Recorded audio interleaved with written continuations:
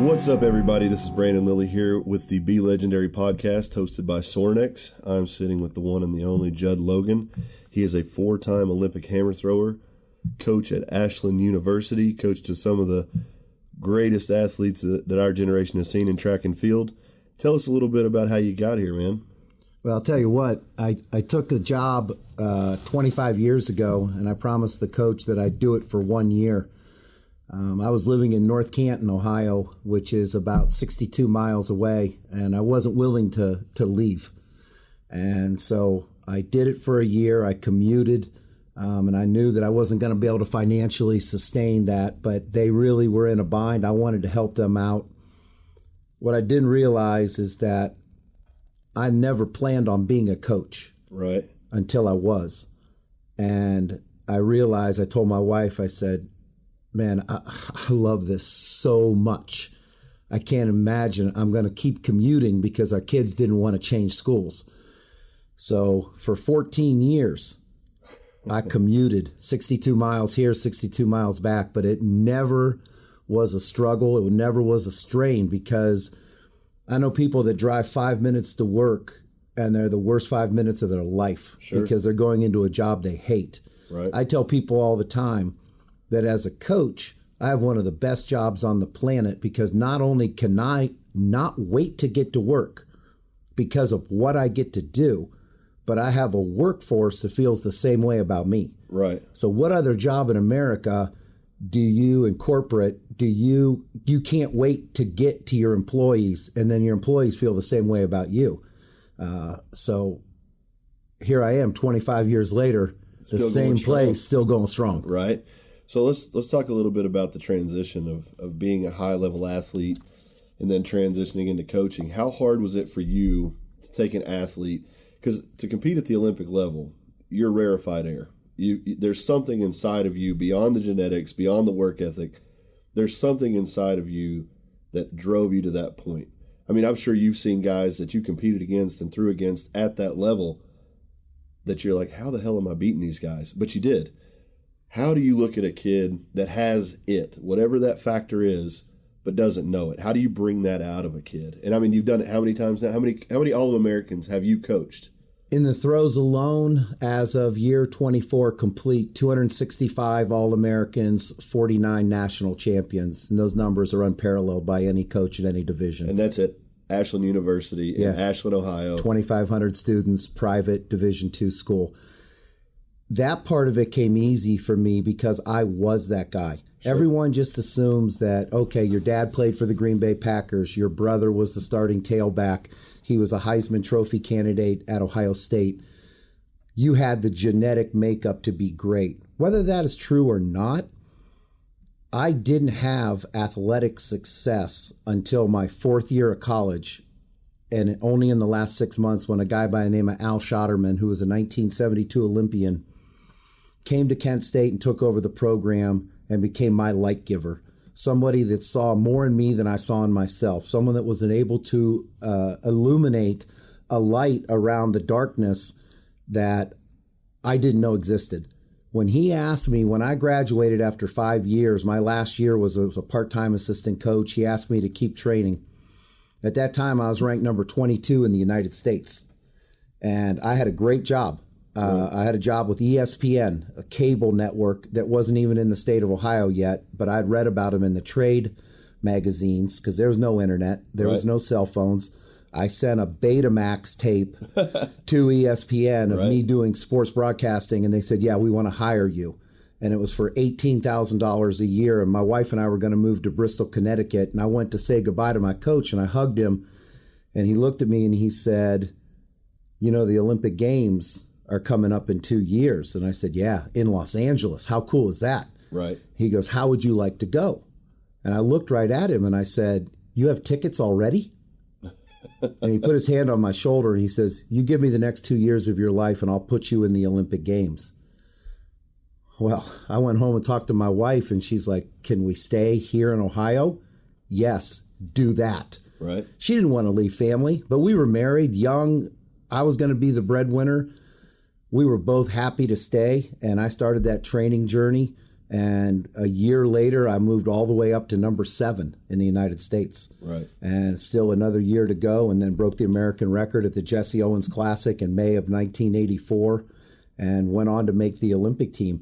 So when I see a kid that has that ability like I had, I need to be that light giver. I need to be the one that shines that beacon of light around them and says, I know you want to be great, but I want to show you a wider path. And I'm that spotlight for my kids. So let's say that's the good side. On the downside, are you ever a guy that looks at a kid and says, you just don't have it?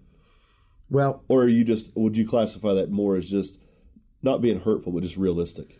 More realistic. I'll meet with about 30 recruits this year, and I'll offer about 5 or 6 spots.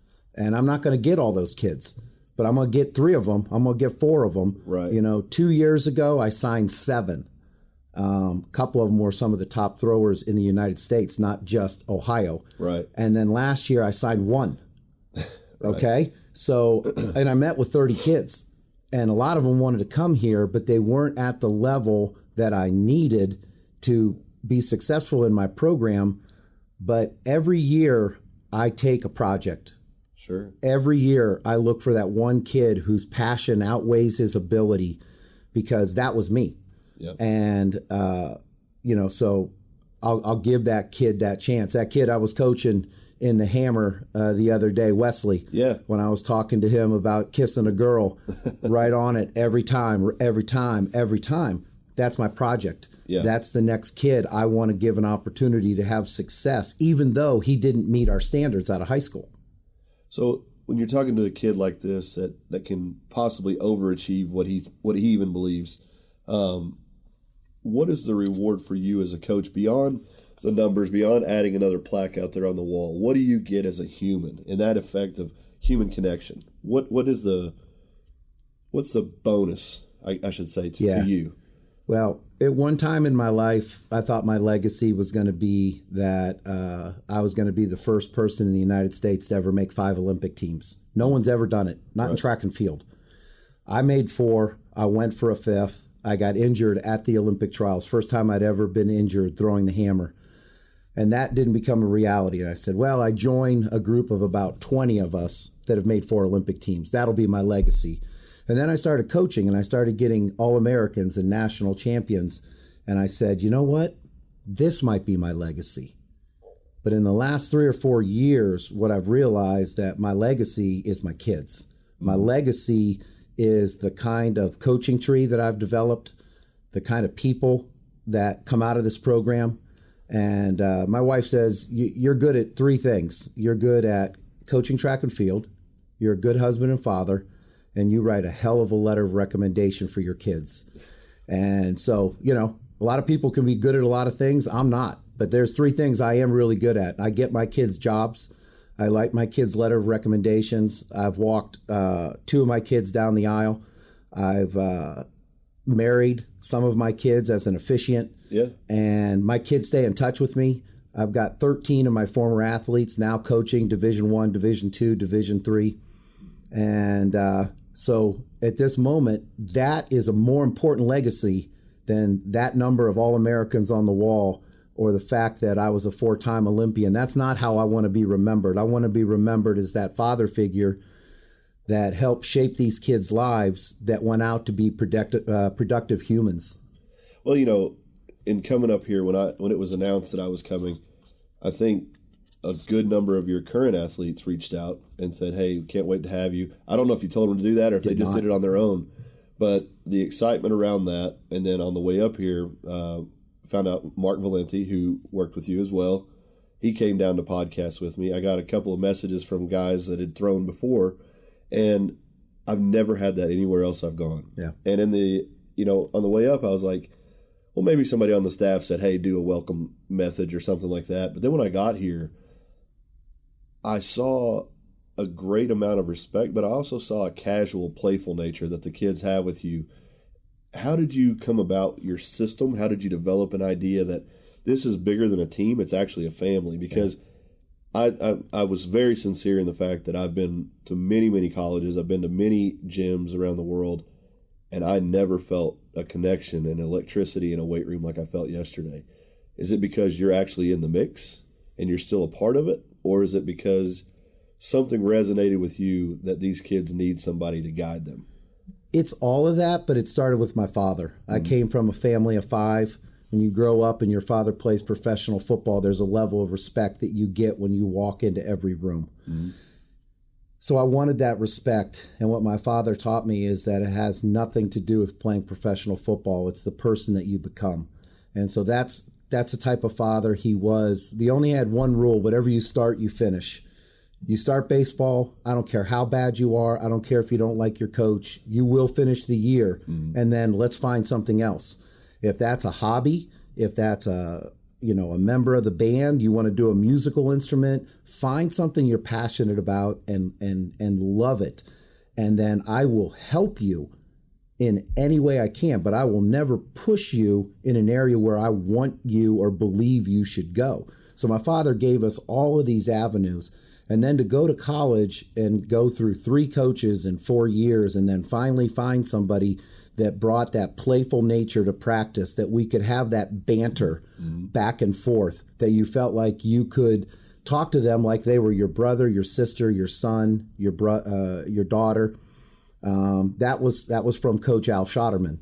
And so when I started coaching, I only said to myself, I just want to coach the way I wanted to be coached. And that's how I developed my philosophy.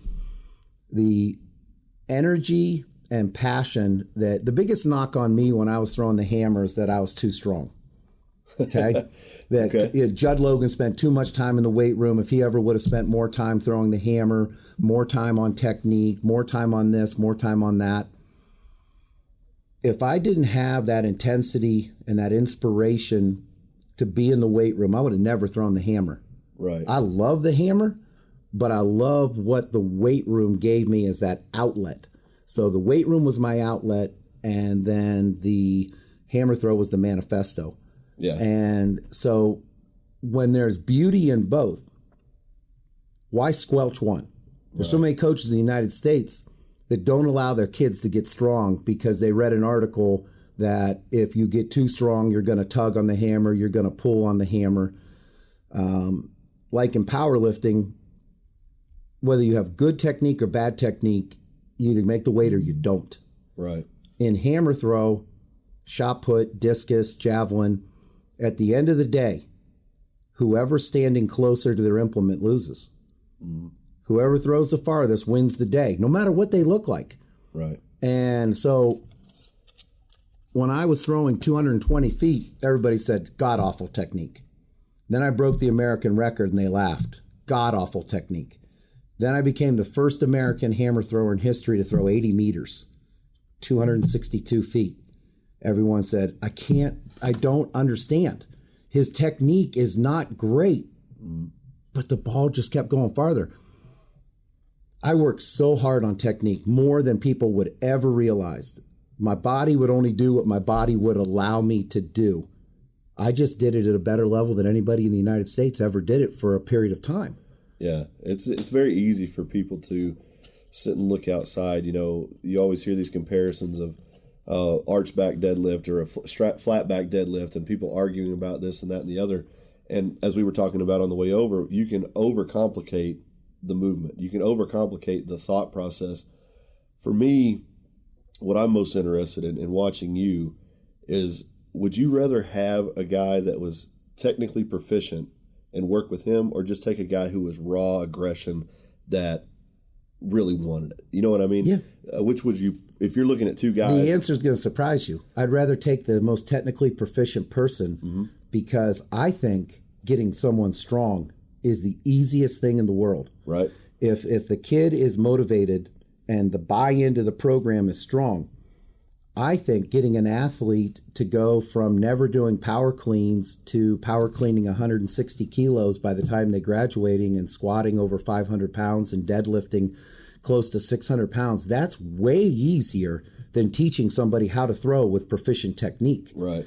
So I've had both, But strength is so easy to achieve, and I think people overcomplicate that. I told you we had a nice discussion on our way back from visiting the Bearded Butchers at White Feather Meats, and we've had some time to sit alone in the car and talk. And I think one of the things that people don't realize is that I don't have the scientific background in anatomy and physiology that a lot of other coaches do. Mm-hmm. But when I take my simple toolbox to the weight room and take my weight room into a 3-ring circus where I'm the ringleader. Mm-hmm. And if you think that in a circus that every performance goes the same, you're wrong. Yep. Because you never know what the tiger's going to do. You never know what the lion's going to do. You never know what the person up on the rope and the motorcycle is going to do. Every performance is different. Right. So that's the way my weight room is. So I want my weight room to resemble a circus. I want it to be high energy. I want people to get the show. I want people to get the gains. And I want them to leave that room thinking they just saw The Greatest Showman. And so that's what our weight room is. And, you know, people have come and they visited and they say the same thing. Derek Woodsky has been to our weight room not only as a participant, as when I coached him. And he saw that energy, but when he gets back even remotely close to Ohio, he makes a trip here. Mm. And we sit and we talk, and he talks to the kids on our team, and then he comes in and he just walks away shaking their head, and he says there's nowhere else in the United States that promotes the energy and the electricity that you do in the weight room. And if that covers up for any inadequacy you might have for the 5% physiology and anatomy of putting something in the wrong order in the wrong place, you're so far above the other ones who have the perfect order but don't have that scenario. So in coming here, you know, my expectations were little to none. I didn't know what to expect. And I looked around yesterday, and it's not like you're a field general just out there barking commands. You're actually under the bar working with the kids, you know, yourself. You're training right alongside of them. Where does that fire come from within you at 59 years old to get in there and mix it up with 22, 21, even 19-year-olds? What keeps you going at this point? I think initially it was that need to feel one more pound, mm-hmm. throw one more inch, whether that was with the Olympic hammer or when I turned 50 and broke the world with the lighter hammer. And as I'll turn 60 and I'll try to break the world record again with a lighter hammer, that has motivated me. But what I have found is that my kids see that I lead from the front. Mm-hmm. I lead by example in the way that I try to conduct myself as a human, how I try to conduct myself as a coach. But probably the reason that I have the biggest buy-in is that I'm willing to tell my kids I've made every mistake on this planet. Mm-hmm. So you're going to make some, but let me throw a coat over some of these potholes and let me protect you from some of the mistakes I made so it doesn't take you the length of period that it took me to find greatness. Because most of these kids I only get for 4 to 5 years. Mm-hmm. And so I've got to fast track them to the national level, and to have them realize their goals, I've got to create an atmosphere unlike any other. I don't have the shoe companies, you know, putting all this gear on my kids. My kids buy their own shoes. They buy their own hammer gloves. We fundraise for trips that we go to. So we don't have that big D1 budget. I don't get those prima donna kids that are coming in and saying, Coach, when are we getting our new jackets? When are we getting our new shirts? Are we really wearing Adidas again this year? My kids have such a chip on their shoulder. Mm-hmm. And that enables me to get kids that have been overlooked by some of the schools. And then 2-3 years down the road, when they start producing national level results, all the D1 coaches want to know, where'd you get that kid? I said, that kid was available for you. You didn't want any piece of that kid. Right. When you build something where others want to be, then you start to attract the high level kids too. Mm-hmm. Okay. Now, some of the high level kids are like, no, I'm going to go D1 because, they got a bigger budget. They're going to be able to fly me all over the United States. But some of these kids that could go anywhere they want end up here because of the private education and what Ashland is. Okay. What is Ashland to you? Ashland is a blue-collar society that is a bunch of hardworking. We've got industry. We've got people who've done very well for themselves, but the majority of Ashland is blue-collar, lunch pail, bring it to work every day. And that's the type of program that I run, okay? I don't run a big city program. Been very fortunate to have one of the most successful track and field camps in the entire United States. Through that camp, I've donated back to Ashland over the last 24 and a half years over $200,000. And over $100,000 that went into equipment for the weight room. Mm-hmm. We didn't have reverse hypers. I bought 2. We didn't have a belt squat. I bought it. We didn't have an Alico bar. I bought it. We didn't have a rig. We raised the money for it. That just happens at D1, just like that. Right. So that lunch pail philosophy, that blue-collar environment is what these kids thrive on, and they leave with a great education. Do you ever feel like you have a chip on your shoulder still because you're Jud Logan? You've got the reputation as an athlete yourself. You've got the reputation of what you've done with these kids. Does it anger you that those companies aren't calling saying, hey, let's help you out, or these people aren't lining up to say, hey, man, we'd love to help you get a little bit further? Does that keep you on your toes and keep you angry, or does it do something else and just, I'm going to do this on my own no matter what? It does something else. My mother and father, my father passed 3 years ago, but if you would ask them who I am, they would tell you that I'm a kind soul that doesn't have anger in his heart. Mm-hmm. Now, that doesn't mean on meet day that you want to get anywhere near me, because when I compete, I'm like a caged animal. Right. And the second that competition is over and I've achieved my result, then I want to talk to everybody. I want to meet the families. I want to shake the hands. I want to sign the autographs. I want to talk to the kids. I won 13 national championships in the hammer throw over my career, and I don't have a single medal to show for it, because I gave every single medal I ever won away to someone in the crowd that I had pre-picked out as I was competing. I was looking for that kid that was fascinated by what he was seeing, because that medal that I gave to him was going to mean way more to him than it ever meant to me.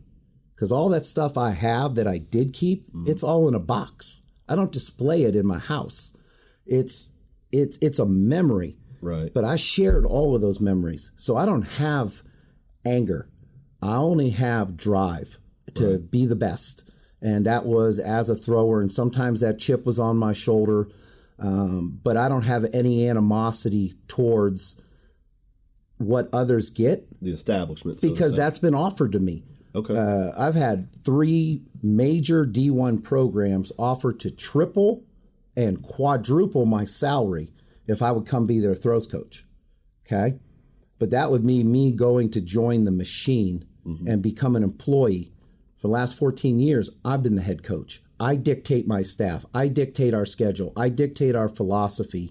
I dictate budget, scholarship, every aspect of the program of Ashland, good or bad, is on me.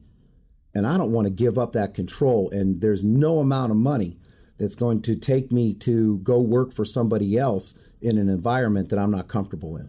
Do you think it's a rebellious heart in a way? I mean, I was always the kid. You and I had a conversation. I was ADD kid. I was one of the first kids in the state of Ohio to ever be on Ritalin. That was, I believe, 1970. Yeah, 1970. I was one of the first Ritalin kids in the state of Ohio. And you said it. I was that kid that I walked into a room, and if there was a glass there, I wanted to knock it over. Yeah. Right? Yeah. So that was me. So I've always had that little bit of a rebellious side in me that manifested itself from that ADD. But I'll tell you an interesting fact. I was in the 2000 Olympic Games at the age of 41 in Sydney, Australia. And there was 12 throwers in a room playing cards. And somebody brought up the fact of, oh, my God, Logan, you're so ADD. And I go, yeah, I'm not on the medication anymore, but yes, I am. Right. 8 out of the 12 Olympians, throwers in that room were diagnosed as hyperactive or ADD kids. That's what I was going to ask, because my grandmother called it a restlessness within me. She said, you ain't never going to sit still and you're never going to follow the rules. And I see that, it's not necessarily always the kids that are the super achievers. It's those kids that just grind their way up that have that common thread. And I've seen it more and more often. Is that something that you kind of watch from afar? You see the nervous tics or the things that kind of separate them from the pack?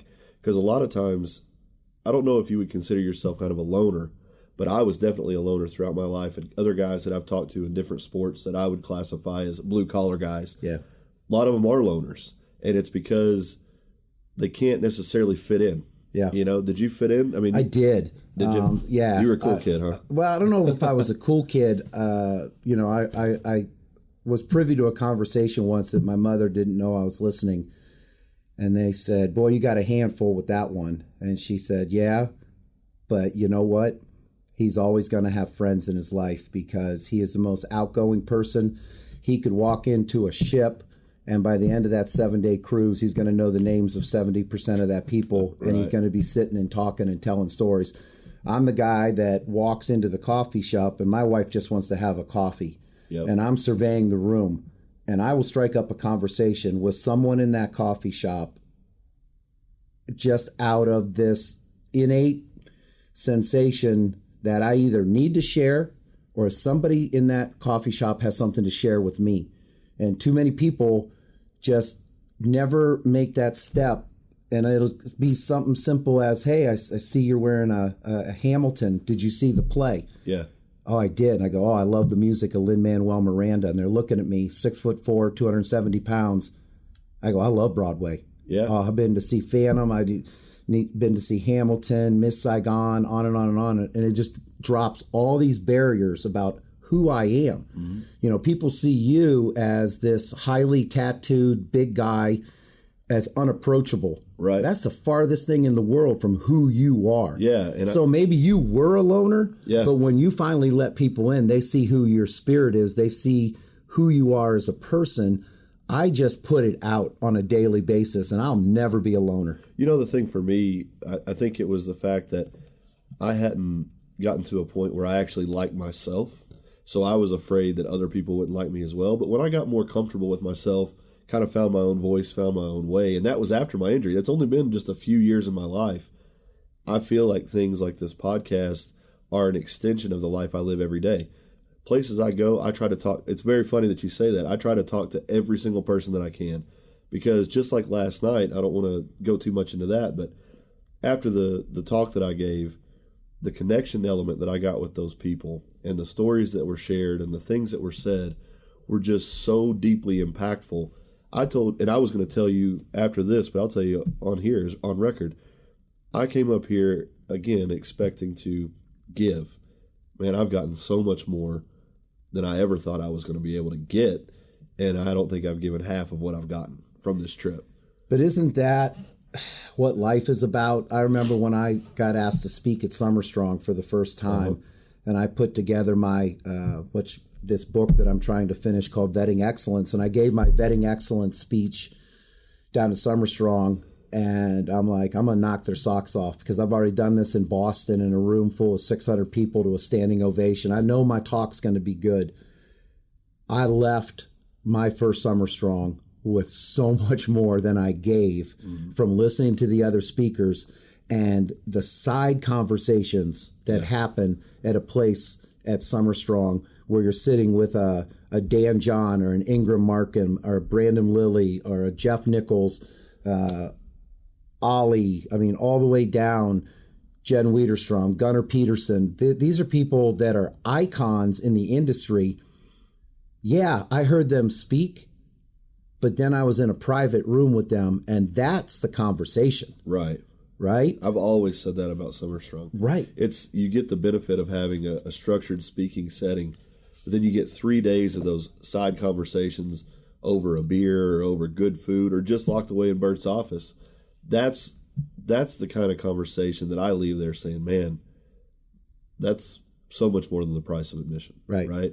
So moving forward into talking about Sorinex and things like that, what has the Bosco Brotherhood meant to you? What has it been for you to be a part of that? And what impact have you had on Bert Soren? Because every time I talk to Bert, he even texted me last night, and he was like, he's just such a stud talking about you, you know.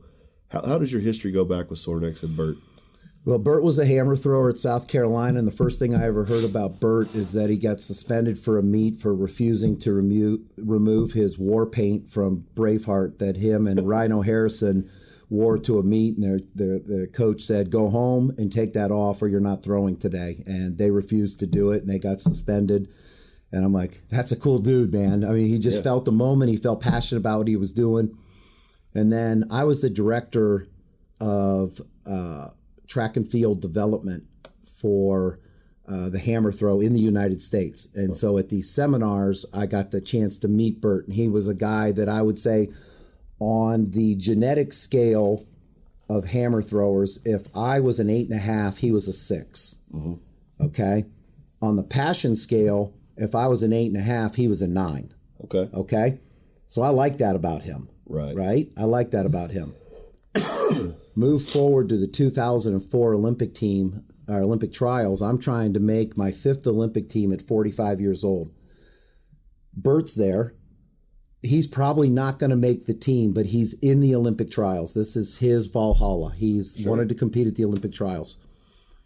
During the qualifying rounds, I tore the forearm extensor and was hurt badly, but I still threw far enough to make the finals. That was going to be the next day. They took 12, okay? Bert was 13th. I went to the meet director and I said, I want to give my spot up to Bert Soren. And they go, Jud, that's really nice, but the bylaws say if you drop, we go with a final of 11, okay? That story somehow got back to Bert, that I tried to give up my spot. So I said, you know what then? Leave me in. I'll compete injured. I ended up making the second day, but then the injury got so bad I didn't make the top 8 to try to make the final 3 for the Olympic team. Mm. But a guy that I was coaching, a guy by the name of A.G. Kruger, who's now the throws coach at South Dakota, he was my training partner.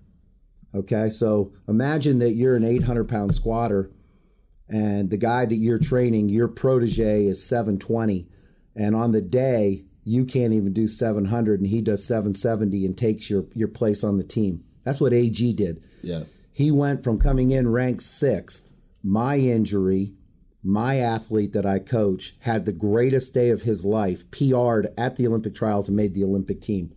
So no, I did not make my 5th Olympic team, but I did. Right. Okay. So that meeting Bert and then watching Richard for years as an icon in the strength training and the grip industry.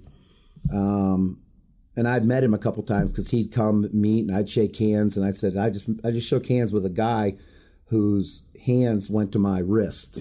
Right. Right. And he was just such a great guy. Richard was such a great guy, and he had a lot of respect for who I was, and so did Bert. And then we just stayed in touch.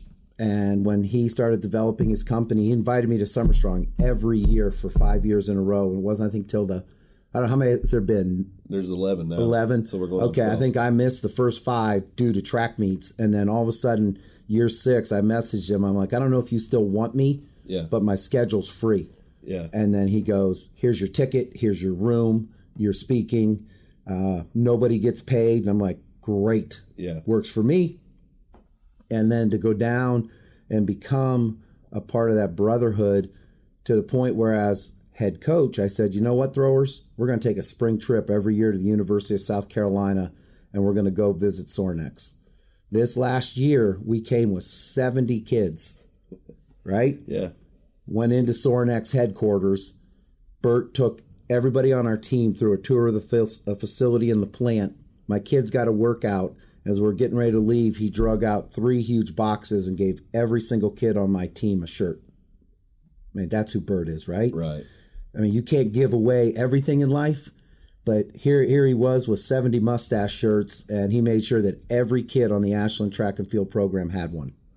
Yeah, I've seen that so many times over. Just the generosity, and not necessarily to people that expect it, but it's the unexpected generosity of the Sorens that I've seen, that they do it in ways that just is a different kind of level. But I want to get a little deeper into you. Yep.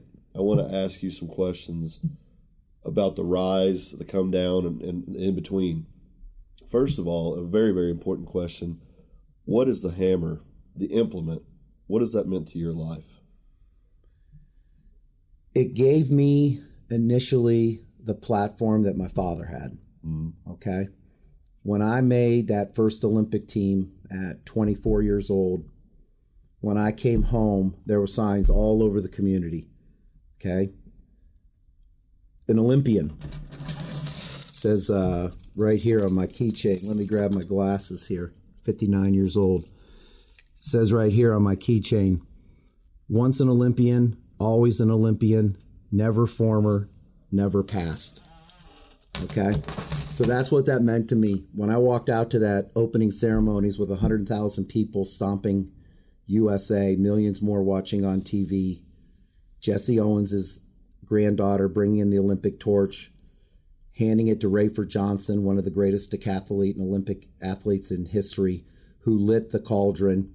Edwin Moses gave the opening Olympic creed, and I realized that I was part of a family that will never, ever go away. Right. I'm an Olympian for life. Mm-hmm. Whether I ever make a second team or a third team or a fourth team, it doesn't matter. That's what the hammer, that was my vehicle to elevate me to the status level of what my father did. So that gave me instant respect. That gave me the ability to walk into a room and to hear whispers, right? Mm-hmm. In a good way. Right. And egotistically, I wanted that more and more and more.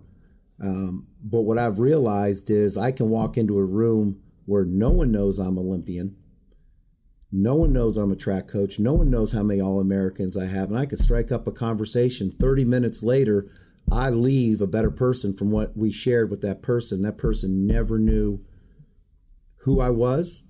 They might have known what my name was, but they never knew I was on an Olympic team. So that hammer gave me that vehicle, that power to have that respect, to be able to do my job. But ultimately, being an Olympian does not make you a better coach if it's a facade. Okay? And I talk about in my book that a bad coach believed in is better than a good coach that doesn't have his team. Right.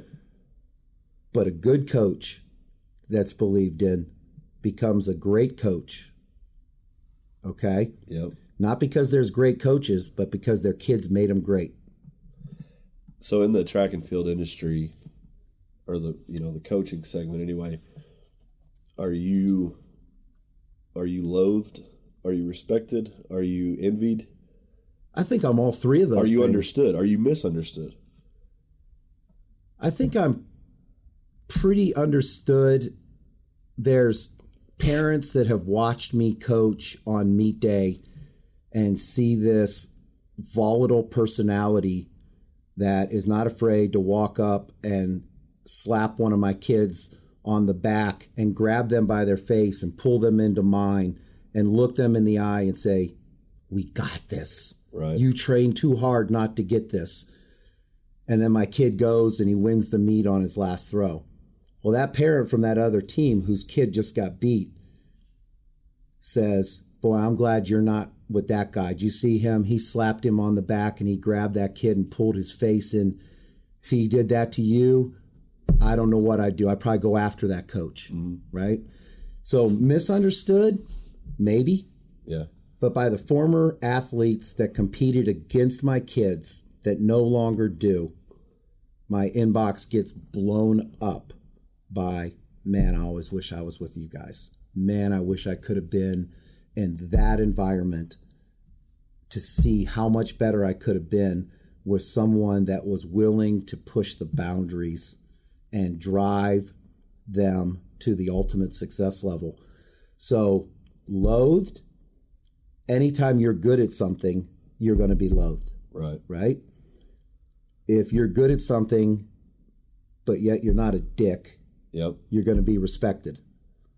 If you grab a kid by a face and pull him into yours and make eye contact with him or her and tell them how much you love them and how much you believe in them, now go do what you've worked hard for, there's going to be misunderstandings. Right. Right? So I'm all of those things. But the only ones that ever matter to me is the perception of my family has of me as a father. Mm-hmm. My wife has of me as a husband. Been married 36 years this coming November. 3 great kids, 3 amazing kids. None of them threw the hammer. None of them followed in my footsteps. All of them respected what I did, but realized that their passions lied otherwise, other places. So now all 3 of my kids have master's degrees. My son is a high-level executive with Headstrom Ball Bounce right here in Ashland, Ohio. Married a 5-time All-American. They've got twin boys, Declan and Mason, who I call Smash and Dash. My daughter Kirsten is working at a at-risk school where every single kid that comes to school there gets free breakfast, free lunch, and she's coaching which is coaching. She's teaching first grade. She's already been school district teacher of the year in her first 3 years of teaching. My other daughter, Jenna, who was born on my 30th birthday, she always wanted to be a nurse. Well, her nurse preceptor told her that she thought she had the special edge that no one else had and that she should go into oncology. So she said, Dad, I want to go south. I want to find an oncology hospital. UVA in Charlottesville, Virginia is one of the best cancer hospitals in the country. That's where I'm going to go work. And she goes, they've got an opening. Well, there was 300 people that applied for that opening, and she got it. Not because of her grades, but it's because of her personality, her resume of all the community service that she had done. And then she decided, I'm going to be a travel nurse and go see the world, and had her first child. Well, that changed that. Right. So she said, I need to be able to make sure that I can provide for my child for the rest of my life. And she went on raising a child, working full time, hired nannies, went to night school, and now is a nurse practitioner. And then she just married an amazing guy who is a stem cell pharmacologist in the hospital. And they're living an amazing life. All 3 of my kids are living their best life, and none of it came as a result of me being a hammer thrower. So what I value the most in this world is my family, my kids. And then I have an extended family, and my kids know it. Right. They're not jealous. They know that Adrienne Blewett Wilson is like a daughter to me. I gave her my 4th Olympic ring. I gave 3 of my Olympic rings to my kids, and I gave my 4th Olympic ring to Adrienne when she was going through chemo, and walked her down the aisle because she lost her father in a fire when she was in high school. So my kids understand they got to share me. Right. Right? And every year that number grows of who they're sharing their dad with.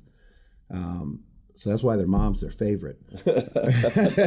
But, I've got somebody, my wife was never in athletics, but she supported everything that I did. But so how I'm understood, I don't care. Right. If my kids don't appreciate what I do, my Ashland kids don't appreciate what I do, if I go astray of the administration, then I'm out of line, right? And I care about that. Right.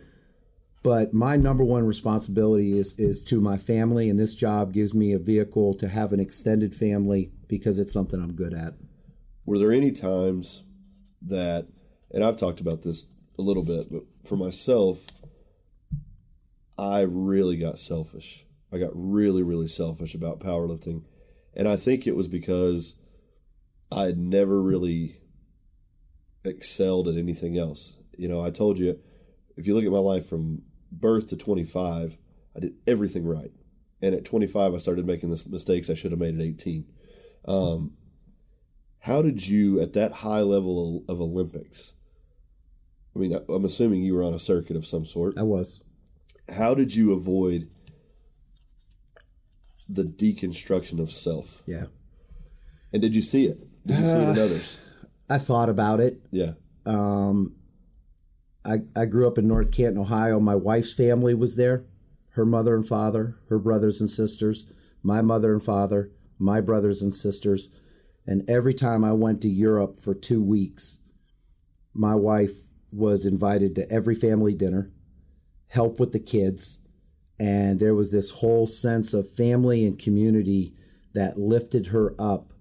And I knew that I had her blessing, but I would have never gone if I thought that she was back home struggling with any part of that, with me being on the road. And God bless her family and my family for making those times when I was gone, because I wasn't just going over there for a medal. I was making a living. Right. You know, I would come back from 2 weeks in Europe with $6,000 in cash in my pocket from doing well in meets over in Europe, and that would be the difference of my part-time job making $12,000 and my wife making $18,000. When you make $30,000 a year and you're married with kids and you get $8,000 of untaxable cash, right? That's a difference maker. That's a life changer. So every time I had that opportunity, I knew that I was doing something for my family, not just for myself. I think that's a very, very powerful lesson, that if I could impart any wisdom upon anyone through my failures, is that you can do it alone, but it's a hell of a lot harder. And nothing that you do, even if in an individual sport, it's not. You've always got to have a support system and so on. What does the future look like for Jud Logan? What does that look like to you? Well, I'm 59. Right. And every kid that comes and visits, I talk about, I'd like to be your mentor for the next 4 or 5 years of your life. At some point, that speech is not going to work, because I'm not going to be here 4 or 5 more years. Well, I'd like to work till I'm 66 or 67 as head coach. And then I think I want to retire. My wife doesn't believe me. But what I've been to 24 countries competing in the hammer throw. I want to have an opportunity while I'm young enough to do it, to take my wife back to some of those places that when I was in Rome, I focused on the hammer and I didn't go to the cathedrals. Right. When I was in Ireland, I didn't get out and go see the cliffs. I stayed in my hotel and I focused on my meat. Right. I'd love to go back to 4 or 5 places: New Zealand, Australia, Hungary, Ireland, parts of Europe, and go as a tourist instead of as an athlete. I think that's a huge misunderstanding, especially now in a digital age, when you're able to post in real time what's going on. You post the picture from the airplane, you post the picture on the ground, and it seems like, oh my God, you're so lucky you're out here doing these things. A lot of times it is airplane to hotel, hotel to dinner, dinner to gym, gym to talk to hotel, back on a plane and home. You're seeing it through a taxi window or an Uber. What will it mean to you to show her those parts of the world? How much has she sacrificed for Tons. you? Tons. Can you ever repay it? No. You know, my wife and I work because we do little things for each other that seem so insignificant.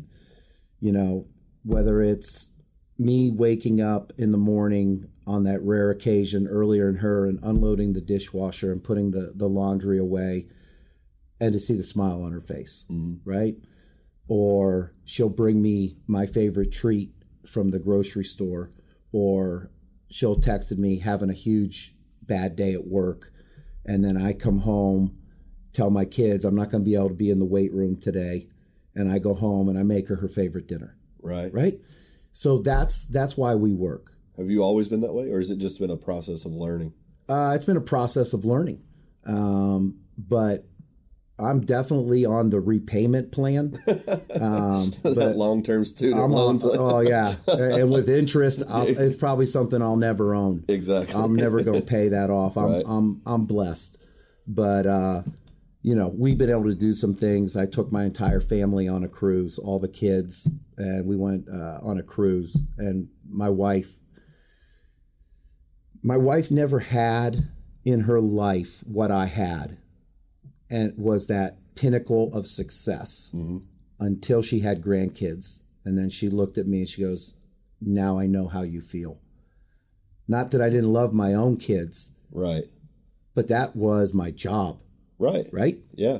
Now, as a Graham, I get to do all of the magnificent things that I wanted to do that I couldn't afford to do for my own kids. Right. We got a bonus from some videos that I made, and it was $1,500. And she's like, what do you want to do? And I go, how about a swing set in the backyard with all the bells and whistles? I loved it. I saw it this morning. Yeah. It's crazy. What do you think about that? Well, every time the grandkids come, and there's more on the way. My daughter's due January 1st. So those things that we can do now as grandparents have given us almost a new vision and given her a new lease on life. Right. Because now she is to the grandma world what I am to the throwing world. Right. She's the best. You ask my kid, if you have my kids here, I mean, everybody's going to talk that way about their mom, but they talk about her at such a high level with such a reverence of who she is as a mother and who she is now as a grandmother. She's found her calling. Yeah. And her passion is to be Graham. And it's beautiful. I love hearing that, because I think in my life, I've taken women close to me, whether it be a relationship, be my mother, be my grandmother. They've all been extremely impactful. And I think the failure on my part was to assume that they would always support me even when I wasn't supporting them. But to move on to a little bit more of your legacy and what you're going to leave behind, do you have to ever renew your contract here at Ashland, or is it just assumed? No. We got a new president a couple years ago, and he talked about his vision.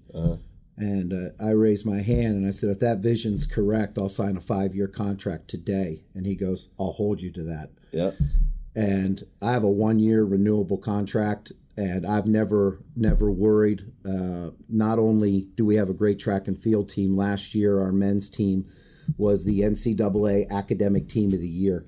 So our men's team carries above a 3.0, our women's team carries above a 3.2. We produce good athletes, good humans, fantastic education, and my kids give back to the community through community service. My athletic director lets me do my thing, and he's gone through periods of nervousness that I was going to leave, and he knows now they got me. Right. They have me till the time I decide I've had enough. That time will come when I no longer feel like I can't wait to get to work, when kids don't get me anymore, right? I'm kind of agreeing with your wife. I don't know if you'll ever not be. I don't know. I've always told her my fantasy is that, because we got 2 down south. Right. My son's talked about maybe some point moving down south. Right.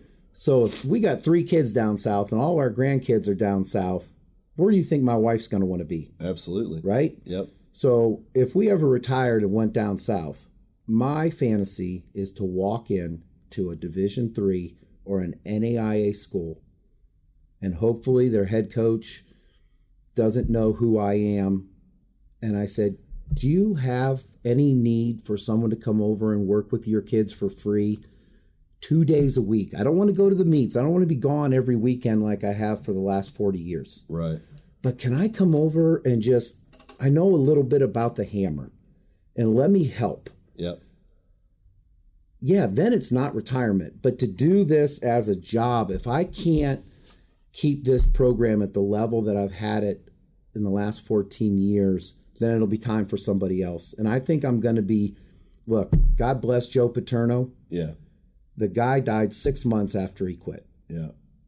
Well, you look at a guy like that, it was a revolving wheel of people that supported him. You know, I think in many cases, even when he was up in the box, he was just a figurehead, right? You're active. Right. You're on the field with these guys. You're in the weight room with the team. You're in the office talking to them through all their personal problems, all their academic struggles. So I think this job, it could take a toll on you, but it looks like to me you're juggling it very, very well, man. You're the leader of the three-ring circus, as you say. I am. So with that, I want to ask you one more question. Sure. To you, well, it's a two-part question. When I say the words "be legendary" within the mantra of Sorinex, what is the legendary characteristic of your life that you would wish to pass on to any other human? Leave by giving more than you take. I have been given so much, and I've been in a position to take. Mm-hmm. And what I've realized is karma's a bitch, mm-hmm. right? Yeah.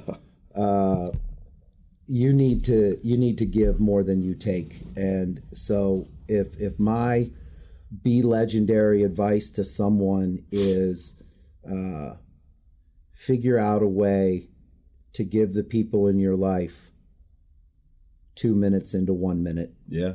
The Brandon Lilly philosophy of how you're living your life right now is you're trying to squeeze 2 minutes into every minute. That's what I'm trying to do with my kids here. I've got them for 5 years. That sounds like a long time. Boom. It goes by like that. You know, Megan Tomei just graduated from here, just got a great job at Youngstown State. She's posting pictures down in Atlanta at a women's empowerment conference. And like, I'm so proud of what she's doing. But when I think about it, she was just here yesterday. Uh-huh.